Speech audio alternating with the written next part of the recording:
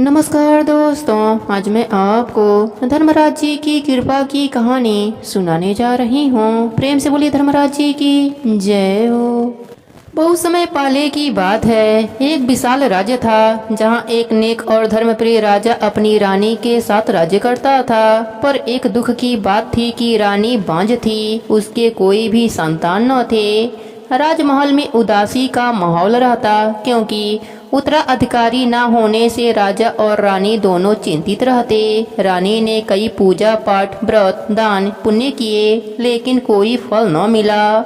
एक दिन रानी ने हार मानकर कहा, हे ईश्वर, क्या मेरी गोद कभी नहीं भरेगी? क्या मेरा कोई पुण्य नहीं है? एक दिन एक साधु महाराज राजमहल में आए। राजा ने उन्हें आदर पूर्वक भोजन कराया और रानी ने भी अपने दुख की बात कही। साधु मुस्कुराए और बोले, बेटी, सबका भाग्य कर्मों से जुड़ा है, लेकिन यदि तुम सच्चे मन से धर्मराज जी का व्रत करोगी और उनका नाम सुमिरन करोगी तो तुम्हारी गोद अवश्य भरेगी। रानी ने विनम्रता से पूछा, धर्मराज कौन हैं? साधु बोले, वे यमराज हैं, न्याय के देवता। वे केवल मृत्यु के देवता नहीं, बल्कि हमारे कर्मों के आधार पर न्याय देने वाले धर्म के प्रतीक हैं। यदि तुम सच्चे मन से 1 महीने तक धर्मराज व्रत और कथा करोगी तो वह स्वयं तुम्हारी प्रार्थना सुनेंगे। रानी ने पूरे 1 मास तक धर्मराज जी का व्रत किया। रोज सुबह स्नान कर मंदिर जाती, पीपल के पेड़ के नीचे दीपक जलाती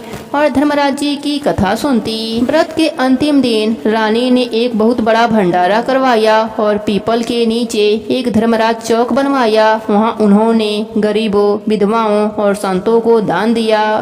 रात को जब रानी सो रही थी तो उन्होंने सपना देखा, एक दिव्य सिंहासन पर धर्मराज जी विराजमान हैं, हाथ में न्याय का तराजू है, उनके सामने रानी खड़ी हैं। धर्मराज जी बोले, रानी, तूने सच्चे मन से मेरी सेवा करी है। मैं तेरे पूर्व जन्मों का कर्म देख चुका हूँ। तूने पहले जन्म में एक गर्भवती गाय को लाठी मारी थी, इसलिए तुझे यह जन्म बांझ का मिला। लेकिन इस जन्म में तेरे पश्चाताप और भक्ति ने तेरी सजा को छोटा कर दिया है। रानी हाथ जोड़कर रो पड़ी, हे प्रभु, क्या अब मेरी गोद भर सकती है? धर्मराज जी बोले, जाओ, तुम्हें एक तेजस्वी पुत्र की प्राप्ति होगी जो धर्म का पालन करेगा। सुबह रानी उठी तो उनका मन उल्लासित था। कुछ ही महीनों में उन्हें गर्भ धारण हुआ और 9 महीने बाद एक सुंदर पुत्र जन्मा, जिसे पूरे राज्य ने धर्मसेन नाम दिया। वह बालक बड़ा होकर एक न्यायप्रिय और धर्मनिष्ठ राजा बना।